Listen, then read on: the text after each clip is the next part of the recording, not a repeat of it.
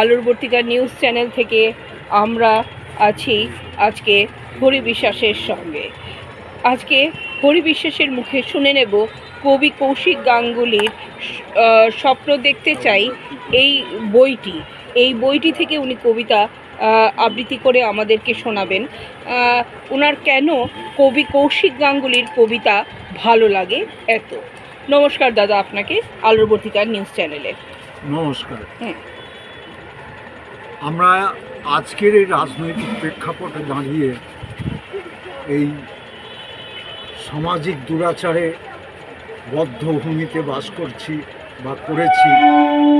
কবি কৌশিক গাঙ্গুলির কবিতা আমার হৃদয়কে স্পর্শ করেছে, কারণ উনি আমাদের এই আজকের সময়ের কথা, মানুষের দুঃখ কষ্টের কথা এত সুন্দরভাবে তাঁর কবিতার মধ্যে দিয়ে তুলে ধরেছেন, সেটা আমার হৃদয় ছুঁয়ে গেছে, খুব ভালো লেগেছে। আচ্ছা, আমরা শুনতে পারি আপনার কোন কবিতাটা সবচেয়ে বেশি ভালো লেগেছে কবি কৌশিক গাঙ্গুলির, সেটা যদি আমরা একটু দর্শকদের জন্য শুনি আপনার মুখে। হ্যাঁ, একটা কবিতা আমার খুবই ভালো লেগেছে, ওনার স্বপ্ন দেখতে চাই। আচ্ছা, ওটাই আমি পাঠ করে শোনাচ্ছি। হ্যাঁ। সারাদিন এত মিথ্যা শুনতে হয়, তাই সত্যকে খুঁজতে বেরিলাম। সব কিছুই খুব ঘোলাটে লাগে আজকাল, সব কিছুর মধ্যে ভণ্ডামো লুকিয়ে থাকে। কবিতার দিব্যি আমার আর বাঁচতে ইচ্ছা করে না।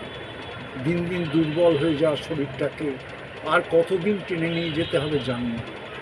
আজকাল আর লেখার মধ্যে আগুন থাকে না, সব কিছুতেই ভেজাল। যে যা নয় তাই সেজে আমরা বসে থাকি। একটা বিকেলে ভাবি কাঁধে ঝোলা ব্যাগ নিয়ে বেরিয়ে পড়ল অজানার উদ্দেশ্যে, যাতে আমাকে আর কেউ খুঁজে না পায়। কবিতার দিব্যি আমার চোখে আজকাল কষ্ট হয়ে ফুটে ওঠে না ভবিষ্যৎ। শুধু মিথ্যা, শুধু ভণ্ডামি, শুধু লোভ আর কামুকতায় ভরা এই সমাজে আমি বেমানান, ফালতু, নীল লাল দুনিয়ায় আমি এক ধূসর মানুষ। যে বাতি জ্বালাতে চায় অন্ধকারে, না পেরে হতাশায় ক্লান্ত। কবিতায় দিব্যি এত ভূমিকম্প, যুদ্ধ, ধ্বংস, বিলাস, বলাৎকার, তবুও আমি স্বপ্ন দেখতে চাই, স্বপ্ন দেখতে চাই, স্বপ্ন দেখতে চাই। ধন্যবাদ দাদা।